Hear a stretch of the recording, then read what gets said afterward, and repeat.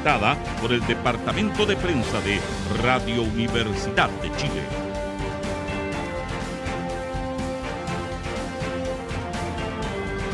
8 de la mañana, 42 minutos. Queremos abordar con ustedes otro tema que ha marcado esta agenda noticiosa de esta semana, a partir del cumplimiento de un año del mega incendio en la quinta región, particularmente en la ciudad de Viña del Mar. Ha habido una reconstrucción lenta, eso lo han reconocido todos los actores, incluso cercanos al oficialismo. Ha habido críticas al manejo del ministro de Vivienda, particularmente. Está el tema de la ejecución también del presupuesto para este tipo de catástrofes, y es parte de los asuntos que queremos abordar con nuestro siguiente entrevistado, el gobernador de la región de Valparaíso, Rodrigo Mundaca. Gobernador, muy buenos días, ¿cómo está? Muy buenos días, muchas gracias por esta posibilidad de poder conversar con ustedes. Aquí estoy, a disposición. Gracias, gobernador. Gusto de saludarlos. Saludos también para la región de Valparaíso. Quería partir preguntándole en términos muy generales, ¿cuál es la situación que se vive a un año ya? Se cumplió el día domingo, este aniversario de este mega incendio. ¿Qué es lo que podríamos decir en términos generales de cómo está un año después esa zona siniestrada? Bueno, primero partir expresando nuestra solidaridad con los familiares de las 137 víctimas, vecinos que perdieron la vida con estos incendios criminales que se desataron en nuestra región los días 2 y 3 de febrero del año 2024, que arrasaron más de 9.000 hectáreas, que según las estimaciones regionales destruyeron más de 8.000 viviendas y que además comprometieron y simple y llanamente terminaron con la vida de 137 vecinos en las comunas de Viña del Mar, Quilpué y en menor medida la comuna de Villa Alemana. A propósito de su pregunta, sin duda que la situación sigue siendo de mucha incerteza. Digo incerteza porque la verdad que ha habido una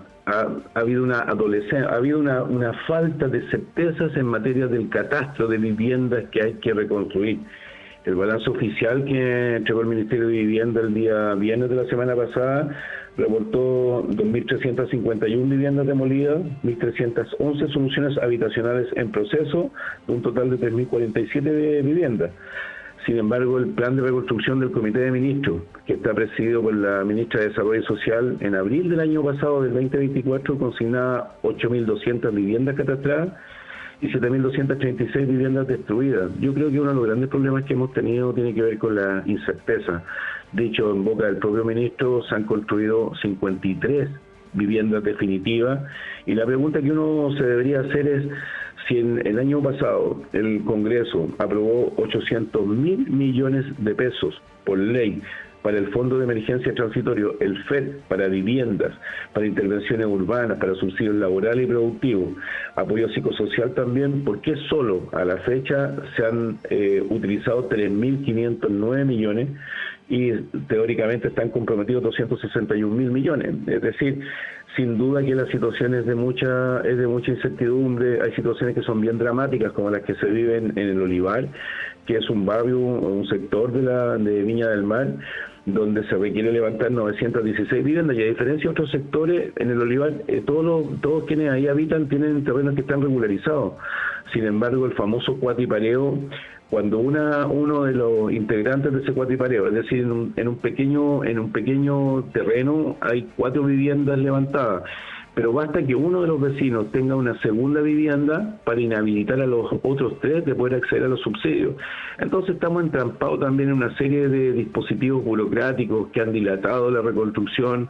La falta de certezas también ha provocado mucha indignación y desesperación en las vecinas y los vecinos, y eso da cuenta efectivamente que estamos ante un Estado fallido y estamos también ante una administración del Estado que en materia de reconstrucción simple y llanamente le ha faltado a las personas.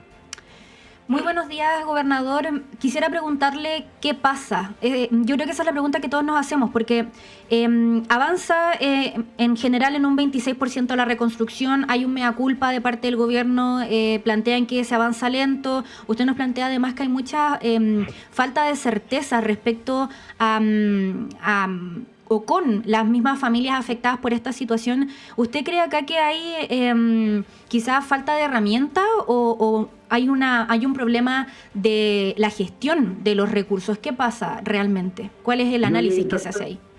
Bueno, yo diría que estamos ante un Estado que ha fallido. Yo el año pasado, esta misma fecha, estuvimos todo el mes de febrero, todo el mes de marzo, estuvimos todo el mes de abril en el COVID. Yo como gobernador regional me tocó coordinar todos los apoyos que llegaron de todos los gobiernos regionales del país. Llegaron apoyos en recursos, más de 3.000 millones de pesos para comprar y edificar casas. Llegaron recursos del Gobierno Regional de Los Ríos, más de 700 millones para las parejas psicosociales, para implementar parejas psicosociales para atender precisamente a las personas que estaban dañadas con familiares precisamente muertos producto del incendio. Yo diría que en general durante el COVID vivíamos situaciones que eran un poco de ionesco, ¿no? Del teatro del absurdo, cuando se entregaban casas de emergencia sin sanitario y sin agua y sin luz, y había que recurrir a los CEOs de la sanitaria o a los CEOs de Chilquinta, de las eléctricas, para pedirles que nos reducieran la luz, porque en servicios básicos el Estado no tiene ninguna tuición. Imagínate que tuvimos que mover más de 83.500 toneladas de escombro hacia un relleno sanitario, el Molle, que está en manos de una empresa franco-canadiense que se llama Veolia, y tuvimos que pedirles por favor que nos aperturaran el relleno sanitario los fines de semana para remover escombros y para trasladar escombros. Entonces, cuando nos preguntan sobre una situación, sobre lo que hemos vivido, sin duda que estamos ante un Estado fallido, que no tiene tuición sobre servicios básicos, un Estado que en rigor un incendio de estas características sobrepasó sus propias capacidades, pero también hay que decir, como han dicho todos los medios especializados, que este es el incendio más letal que ha afectado al planeta en los últimos 15 años. Y probablemente el incendio más letal, sin duda, el incendio más letal que ha afectado a nuestra región, a la región de...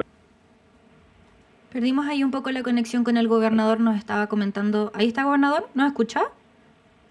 Perdimos un poco la conexión con el gobernador que nos estaba comentando sobre el impacto de este letal incendio en la región de Valparaíso. Comentábamos también, Monse, ¿qué genera que ahora tengamos solamente un 26% de avance general de la reconstrucción de esa zona? Él decía que estamos frente a un Estado fallido, que no tiene tuición, por ejemplo, respecto a los servicios básicos. El incendio, además, más letal en los últimos 15 años, es parte de lo que nos comentaba el gobernador y de lo que aqueja al sector y las familias afectadas por este incendio, justamente la falta de certeza.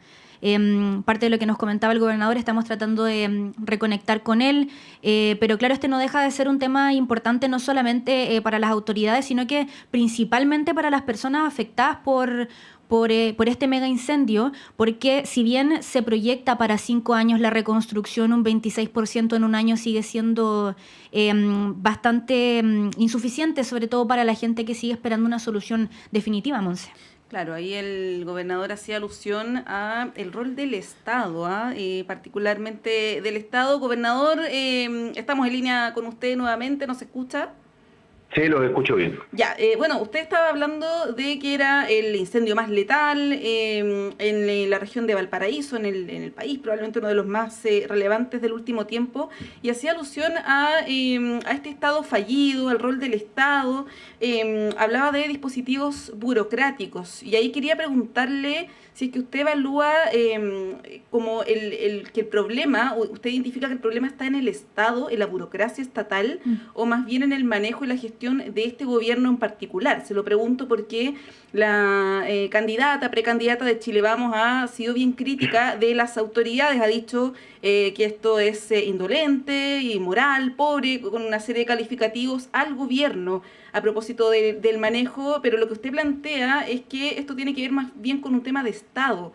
¿Hace esa diferenciación o cree que también hay responsabilidad de las autoridades actuales? No, yo no me voy a hacer cargo de las opiniones que entrega la derecha cuando la derecha intenta profitar con el dolor de las personas. Y la verdad que es bastante miserable, son bastante miserables las opiniones de personas que no viven en el territorio, que no han sufrido el rigor de los embates, de los incendios y que nunca estuvieron precisamente en el territorio. En el caso particular nuestro, vivimos en la región, somos autoridades electas democráticamente y hemos estado abocados y dedicados precisamente a mejorar las condiciones de vida material de las personas que lo perdieron todo. Así que no me hago cargo de aquello y tampoco podría ni siquiera volver a comentar aquello. Me parece muy miserable esas opiniones que entrega la derecha cuando intenta profitar con el dolor de las personas. Dicho esto, sin duda que estamos ante un problema de un Estado fallido, un Estado que, como ya les dije, que no tiene tuición sobre servicios básicos, que tuvimos que concurrir poco menos que clamándole, implorándole a las sanitarias y a las eléctricas para que nos repusieran la luz, un Estado que en la práctica no maneja ni siquiera los rellenos sanitarios para poder depositar ahí los escombros derivados de los incendios. Y la verdad que estamos ante un Estado fallido, ante un Estado fallido, pero también hay un problema de gestión. Y probablemente ese problema de gestión se refleja cuando en los primeros días de enero del 2025 se toma la decisión de destituir de su trabajo, de sus funciones, al director regional del Serviu, Rodrigo Uribe. Podrá tener o no tener responsabilidad precisamente en la lentitud de la reconstrucción, pero usted comprenderá que cuando se saca de un cargo a un director regional del Serviu, que es un cargo de alta dirección pública, de ADP, y se le reemplaza por un subrogante, que después de 6-7 meses se puede transformar en un titular, la verdad que eso no mejora en nada la reconstrucción. Y por tanto creo que la solución, creo que hoy día la responsabilidad, hay responsabilidades políticas, sin duda, que nadie ha querido asumir, y por tanto creo que cuando hablo de un Estado fallido, hablo de las características que tiene este Estado chileno, y cuando hablo de la gestión, hablo precisamente de los entrampes burocráticos que están anidados, por ejemplo, en el DOM de la comuna de Viña del Mar, o en el DOM de la comuna de Quilpué, que demoran las autorizaciones, que dilatan precisamente las soluciones, porque son prácticamente reinos dentro de los municipios, famosos directores de obras municipales, y por tanto efectivamente estamos ante una situación que es compleja, con problemas estructurales que tiene el país, y que en una situación de esta naturaleza simple y llanamente no han dado el ancho. Gobernador, creo que se ha hablado bastante de las responsabilidades políticas, de quién tiene la culpa de que no avance la reconstrucción, pero es súper importante pensar también que queda en realidad un año de gobierno para que se pueda acelerar este proceso, al menos en esta administración, a pesar de que se proyecta en 5 años el proceso de reconstrucción. ¿Cuál es el que hacer? ¿Qué hacemos para que la situación avance más rápido, para responder a las familias en el fondo? Bueno, sin duda que se ha señalado desde el gobierno, desde el Ministerio de Vivienda, que se van a acelerar los procesos, que se va a mejorar la coordinación público-privada para edificar vivienda, que se van a acelerar la entrega de subsidios. Lo que ha sucedido también en materia de subsidios es bien complejo, porque a las familias que le entregaban un subsidio de arriendo, cuando aparecía el subsidio de reconstrucción, le quitaban el subsidio de arriendo y mientras construían su casa se quedaban sin ingresos.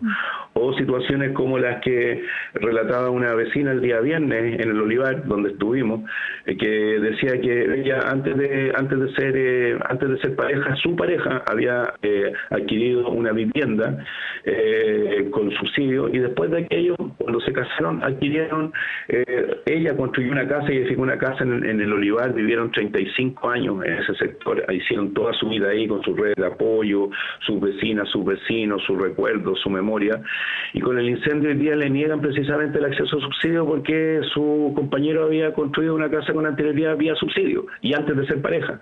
Entonces son situaciones que son muy inauditas. Creo que hoy día cuando el gobierno dice que va a tensionar precisamente para edificar de manera más rápida, tiene que hacerlo. Hay que levantar las trabas que existen en torno a los cuatripareos, donde efectivamente lo que ya relataba, cuando viven 4 vecinos en un mismo terreno y uno de ellos tiene una segunda vivienda de inhabilidades para los otros 3, parece de una incomprensión total. Pero creo también que esto nos permite sacar lecciones. Sin duda que hay que mejorar los sistemas de alerta temprana, integrar sistemas terrestres y comunicacionales de alerta que sean complementarios al SAE, repensar también la planificación urbana e incluir en todos los planes reguladores comunales la gestión de riesgo de desastre, integrar los riesgos como parte de los planes reguladores comunales. Creo que hay que fortalecer sin duda la cooperación público-privada, hay que invertir en educación ambiental y hay que poner en valor también las capacidades regionales. Hoy día a nosotros nos tocó estar intensamente en el medio de la tragedia, pero también como gobernadores, como gobiernos regionales, también hicimos lo propio, reorientamos todos nuestros programas sociales, implementamos un programa de barrios comerciales junto a Cercotec, y la semana pasada ya estuvimos en Villa Independencia activando a más de 11 microempresarios que ya comenzaron a retomar sus labores dentro del mismo territorio. Hemos implementado programas de ferias libres. Con recursos del gobierno regional vía Circular 33 hemos adquirido motoniveladoras, camiones recolectores, ambulancias para el Hospital Gustavo Frique, vehículos también a disposición de la CONAF, drones de alta gama, vehículos de ataque temprano, carros de bomba para los bomberos, camionetas de emergencia, equipos de protección personal para los bomberos de Viña, pero hacemos lo que nos corresponde como gobierno regional. Sin embargo, la reconstrucción es una responsabilidad del aparato central, del gobierno central, y esta reconstrucción, cuando hoy día le dicen a las familias que va a ser mucho más, va a tener mayor celeridad, la verdad que los niveles de incerteza y desconfianza dan cuenta efectivamente de que hace un par de días 5 vecinos en la Villa Independencia, en la cancha de la Villa Independencia, entraron en huelga de hambre. Y si bien es cierto, la huelga de hambre es un recurso extremo, eso da cuenta también de la desesperación de los vecinos por tener y contar con soluciones que sean definitivas. Sí, de todas maneras. Gobernador, para cerrar esta conversación y a propósito de lo último que usted señalaba, ¿cuán preparados están las autoridades? Usted mencionaba el caso de la gobernación regional, pero a nivel nacional se ha hecho un esfuerzo también, uno lo ve, ¿no?, todos los días, en el caso de Senapred, de las autoridades pertinentes, el Ministerio del Interior, la Subsecretaría, está en paralelo discutiéndose una ley de incendios. ¿Cómo evalúa usted esos esfuerzos para prepararse mejor, ¿no? Porque una cosa es la reconstrucción y otra es sacar aprendizajes y evitar que este tipo de catástrofes vuelvan a ocurrir. ¿Qué evaluación hace usted a ese respecto? Bueno, nosotros como gobierno regional tenemos un programa con el PNUD, con el Programa de Naciones Unidas para el Desarrollo, que está refiriendo conocimiento y desarrollando habilidades en los municipios de nuestra región, precisamente para enfrentar la gestión de riesgos de desastre. Con CIGEDEN hemos creado un observatorio de la gestión de riesgos de desastre. Creo que ya lo señalé, creo que hoy día todo el mundo entiende que hay que mejorar los sistemas de alerta temprana. Es posible que la alerta temprana esté radicada solamente en nuestros celulares, y cuando se caen las antenas, la señal simple y llanamente se ve inhabilitada. Y por eso señalo también que los planes, en la alerta temprana hay que integrar sistemas terrestres y también comunicacionales, que distinto sería, por ejemplo, que los sistemas de alerta temprana estuvieran en la televisión pública, por ejemplo, de tal manera que las personas nos pudiéramos orientar de buena manera y estar informados de buena manera. Ya lo dije, creo que hoy día repensar la planificación urbana e incorporar los planes reguladores comunales, la gestión de riesgos de desastre me parece que es fundamental, y estamos avanzando en esa dirección. Fortalecer la cooperación público-privada creo que es fundamental. Esto excede con las facultades las facultades del aparato público, por tanto hay que recurrir a los privados para levantar viviendas y sin ningún tipo de ambajes, sin ningún tipo de pudores. Más inversión en educación ambiental creo que es fundamental. Se ha dicho también, todos los organismos que tienen que ver con emergencia, que tienen que ver con salvaguardar vidas, me refiero a CONAF, me refiero a bomberos, me refiero a Senapred, tienen que mejorar sus sistemas de selección. Hoy día los 7 criminales que están detenidos eran funcionarios de CONAF, de bomberos y de Senapred. Por tanto, hoy día hay que mejorar los procesos de selección, hay que aplicar los test psiquiátricos que correspondan, porque no podemos estar en manos de criminales. Hoy día estos 7, ojalá que se le aplique el máximo rigor de la ley. Yo creo que fui el primero en decir en menos de 24 horas que aquí había una asociación criminal para quemar.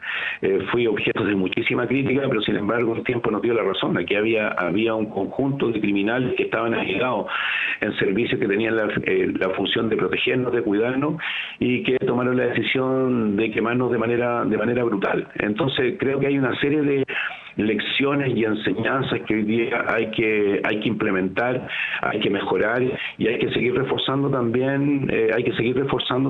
a aquellas instituciones que tienen que ver precisamente por la seguridad de las personas. Es lo que estamos haciendo nosotros como Gobierno Regional de Valparaíso, con nuestros programas, con nuestros recursos también, contando con el apoyo de todos los consejeros y consejeras regionales, pero creo que lo que ocurrió en nuestra región también ha sido una lección para el país en términos precisamente de prepararnos en estos temas que ya he señalado. Gobernador, muchísimas gracias por conversar con nosotros. Este tema nos va a seguir acompañando, por supuesto, no solamente por la importancia de hacerse cargo de las personas que fueron víctimas de este mega incendio, sino que también por la prevención. Conversamos con el gobernador de la región de Valparaíso, Rodrigo Mundaca. Muy buen día, gobernador. Muchas gracias. Gracias a ustedes. Un abrazo. Gracias, a todos los trabajadores. gobernador. Un abrazo a todos los trabajadores y trabajadoras de la Radio Universidad de Chile. Abrazos, cariños. Igualmente, saludos también ahí a la región de Valparaíso, como había señalado antes. Son las 9:01, nos vamos. Es momento de cerrar esta primera edición de Radio Análisis. Nos encontramos a las 13 horas con la segunda edición conducida por Diana Porras. Connie, que estés muy bien, nos reencontramos mañana. Nos escuchamos.